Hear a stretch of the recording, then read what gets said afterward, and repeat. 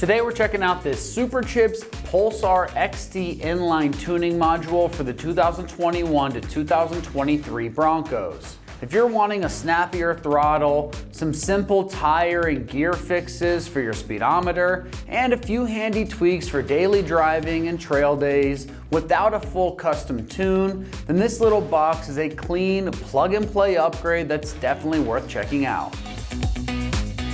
Right away, the key feature here is going to start with the on-the-fly control using the factory buttons. So you can bump the throttle response up and down just by the press of a button mounted right to your dashboard.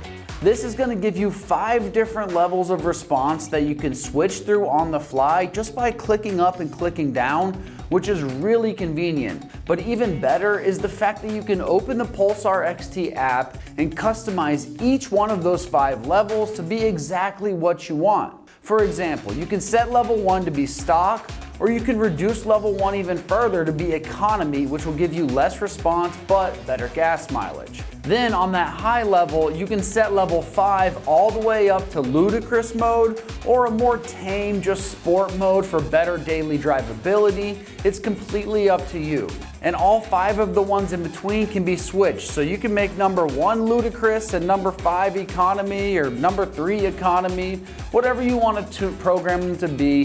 That's what you can make it. And again, it lets you pick all 5 of those different parameters and lets you customize each one individually. So if you want the 3rd tier up to be economy, then go for it. All you have to do is open the app and just switch that 3rd tier to be exactly what you want. All 5 are customizable to your opinion. It lets you correct for bigger tires and gear ratio changes, so your speedometer and your shifts feel right again, which is another big feature of this device. You can turn off auto start and stop. You can adjust the TPMS thresholds if you get some new tires with different tire pressure in there. And you can even adjust lighting options, like your fog lights staying on when the high beams come on, or make them come off when the high beams come on, or selecting your daytime running light types. Most folks are going to add a module like this after bigger tires make the speedometer reading off, or when they're tired of the start-stop at stoplights, or you just want a quick boost in pedal response while keeping the truck easy to put back to stock anytime. When it comes to the construction on this module is going to plug in using factory connectors, so it looks neat and OEM once it's mounted. The housing is compact and made to handle the heat and vibration, and the harness uses factory style plugs that only go in one way, so it's a pretty simple setup. And if you stick with me, we'll show you that install just here in a second. As far as the pricing goes on this is coming in right around that $700 price range. For something that's going to give you a control over your throttle response, fix your speedometer for bigger tires, turn on and off the auto start stop function, and do some code reading along the way, it's a pretty solid value in my opinion.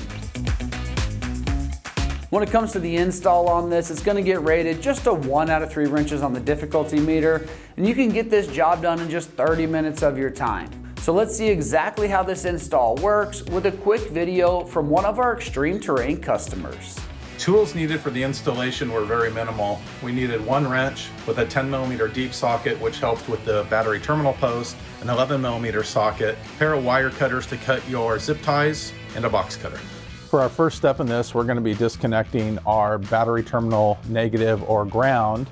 I have already disconnected the accessory one in order to move my winch ground out of the way, and am now going to be loosening the post to the ground, to the negative.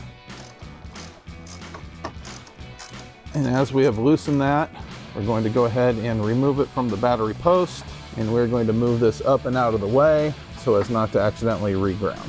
Next, we're going to move on to the boost pressure sensor. And what we're going to do with the boost pressure sensor is initially pull back, unlocking it, at which point that we can go ahead and squeeze and release it from the connector. After having disconnected our boost pressure sensor, we're going to go ahead and take our supplied harness, and we're going to go ahead and connect our male and female ends. Go ahead and lock in place. And we're also going to go ahead and take the male end of the harness and plug in, and you'll hear it snap into place, push in to lock. Next, we will go to the map sensor, disconnect it, through the locking, pinch it to pull it. We will then take the supplied harness again, connecting our male to female, getting your click and lock, and again, male to female, back onto the vehicle. Having completed the wiring harness hookup, we are now going to move on to the positive battery terminal. We have flipped open our cover. We're going to go ahead and loosen a terminal. Once we've loosened a terminal, we're going to go ahead and connect our wire here. Once we have completed this and tightened it down, we will then begin some harness management.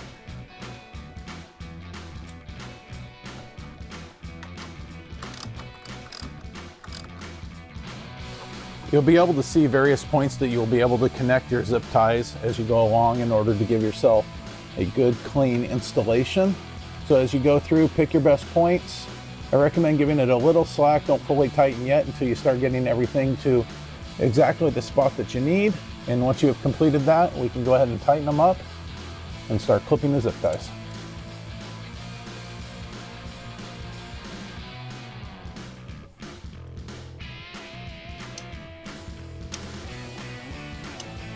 With my cable management complete, we're going to go ahead and take our other end of our harness and we're going to go ahead and feed this through in the pre-cut seal here into the cabin. This has been previously used for other accessories that I have, so I have the cut already made, and we're just going to go ahead and push that through and then move into the cabin and continue to pull it through. Now we're going to go to our throttle pedal and we are going to unlock the red tab and disconnect the app connector. Next, we're going to connect the OBD2 plug into the OBD2 port. Now we will take our last piece of the harness and connect it to the Pulsar XT unit as well as for our power. Once fully connected, we will take the unit and find a mounting point, and at that point in time, Velcro and zip tie all the cables into place. After having reconnected the battery terminal, we're going to go to our remote, remove the back cover, and place in our batteries.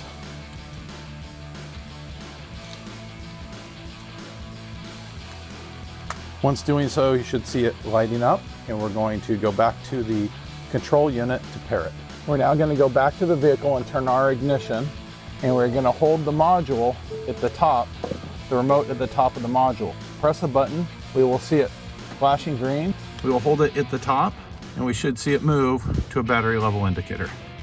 And there you can see our battery level indicator and we are paired. Now I will place the control module back into the correct place. Once completed, I do suggest that you go ahead and install the app. Once the app is installed, you have to hold it within 1 foot of the control unit, and with that it will pair to it and that will allow you full access to all modifications. All right, well that's gonna wrap up our review and install of the Superchips Pulsar XT inline tuning module for the 2021 to 2023 Broncos. And for all things Bronco, keep it right here at Extreme Terrain.